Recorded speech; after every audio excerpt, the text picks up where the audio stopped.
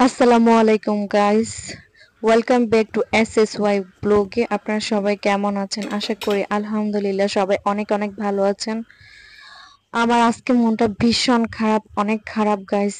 এজন্যই ভাবলাম যে রান্না করতেছি আর আপনাদের সাথে একটু আমার কিছু মনের কষ্টের কথা শেয়ার করি। পৃথিবীতে যার বাবা নাই, মা নাই, আর যার সন্তান নাই, তার কিছুই নাই। এই পৃথিবী একমাত্র আপনজন হলো মা বাবা আর সন্তান। ছোটবেলা মানে আহ বাবা মা লালন পালন করে, বিয়ে হয়ে গেলে মেয়েদের হয় সন্তানই একমাত্র বাচ্চার অবলম্বন।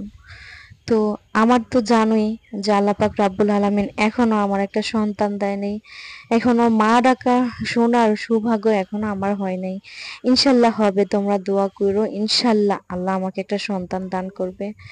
তো গাইজ, আমার বাবার শরীরটা অনেক খারাপ। আমি রান্না বসাবো এই সময় আমার মা ফোন দিছে, বলতেছে আমার বাবার শরীরটা কালকে রাতের থেকে একটু খারাপ।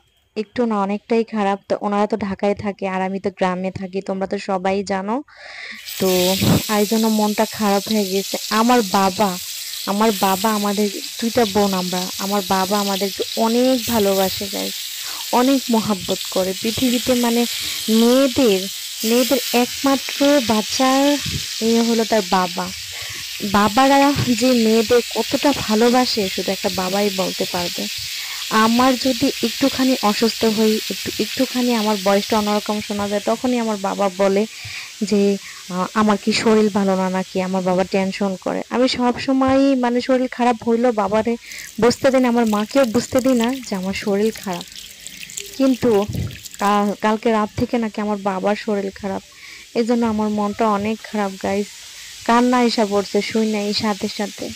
আল্লাহ পাক রাব্বুল আলামিনের কাছে পাঁচ ওয়াক্ত নামাজের সময় দোয়া করি, মা বাবার জন্য ফার্স্ট দোয়া করি, শ্বশুর শাশুড়ির জন্য দোয়া করি, স্বামীর জন্য করি, ভাই বোনদের জন্য করি, আত্মীয় স্বজন, পাড়া প্রতিবেশী সবার জন্য করি।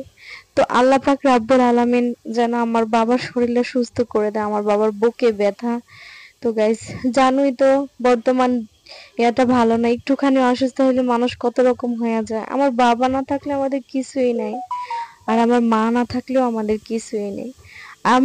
আমি কখনো কল্পনাও করতে পারি না গাইস যে আমার বাবা মা মারা যাবে। আমি মানে মাঝে মাঝে ভাবি যে আমার মা বাবা মারা গেলে কিভাবে সহ্য করবো।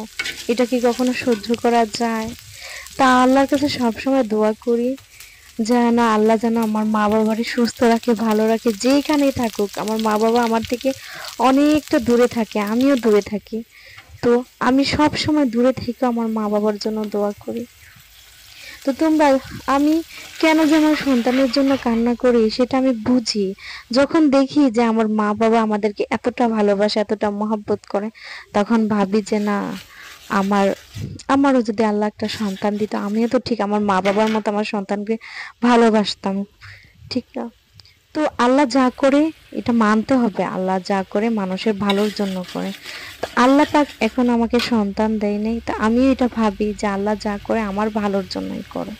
তোমরা অবশ্য সবাই আমার বাবার জন্য দোয়া করো, আমার জন্য দোয়া করো, আমিও তোমাদের সবার জন্য দোয়া করব ইনশাল্লাহ। তো চেষ্টা করব যে ভালো পথে চলার জন্য, যতটুকু চলি তারপরে তার চেয়ে বেশি ভালো যেন আল্লাহ রাখে, তার চেয়ে ভালো চলাফেরা যেন করতে পারে, আল্লাহর আদেশগুলো যেন মানতে পারি। কিন্তু ফার্স্টে ভিডিও দিছি তখন হয়তো আমি পর্দা করে ভিডিও দেব, তো ভাবছি যে না, এভাবে হইলে তো হয় না, পর্দা করেই ভিডিও দেবো ইনশাল্লাহ। তো তোমাদের যদি আমার ভিডিওগুলো ভালো লাগে অবশ্যই অবশ্যই বেশি বেশি করে দেখবে। আর এতটুকুই গাইস, তেমন কিছু বলতে ইচ্ছে করতেছে না, কারণ মনটা একটু খারাপ, এজন্য কিছু বলতেও মন চাইতেছে না। মা বাবার কিছু শুনলে না কিচ্ছু ভালো লাগে না। কে কতটুকু কার মা বাবাকে ভালোবাসো জানি না, আমি আমার মা বাবাকে ভীষণ ভালোবাসি। এখানে আমি রান্না করতেছি আর এই যে আমার হাঁসগুলা, আমার হাঁসের বাচ্চাগুলা, হাঁসের বাচ্চা না অবশ্য এখন বড় হয়েছে, 3 মাস হইতেছে, আমি পালতেছি। ওরা আইসা পড়ছে, ওরা খাবে। তো ওদের জন্য যে এখন আমি খাবার দিতেছি ওদের, ওরা এখন খাবে। বৃষ্টিতে দেখো গাইস চারপাশ কি অবস্থা, ঝাড়ুও দিতে পারে না, একদম পুরো ময়লা হয়ে গেছে। তো যখন দেখে যে আমারে দেখে না, তখন কিন্তু আমি যেখানে থাকি ওইখানেই ঢুকে যায়। দেখছো গাইস, আমার ঘর থেকে বের হলো, ওরা এরকম, ওরা তো আমার সন্তানের মতো। সে ছোট্ট, একদিনের বাচ্চা আনছি আমি ওদেরকে, একদিনের বাচ্চাই না পালা শুরু করছে, এখন 3 মাস বয়স হয়েছে। তো আমি ওদেরকে অনেক মায়া করি, অনেক মায়া করি। আমি ঢাকা গেলে অনেক দিন থাকতাম, কিন্তু শুধু ওদের জন্য, আমার সংসারের জন্য আমি দৌড়ে চলে আসি। আর হলো আমার শাশুড়ির জন্য। তো শ্বশুর বাড়ির যা কিছুই হোক, শাশুড়ি যত কিছুই খারাপ হোক, কিন্তু আমি কখনো খারাপ করব না। সবাই দোয়া করবা, ভালো থাকবা, সুস্থ থাকবা গাইস। আল্লাহ হাফেজ।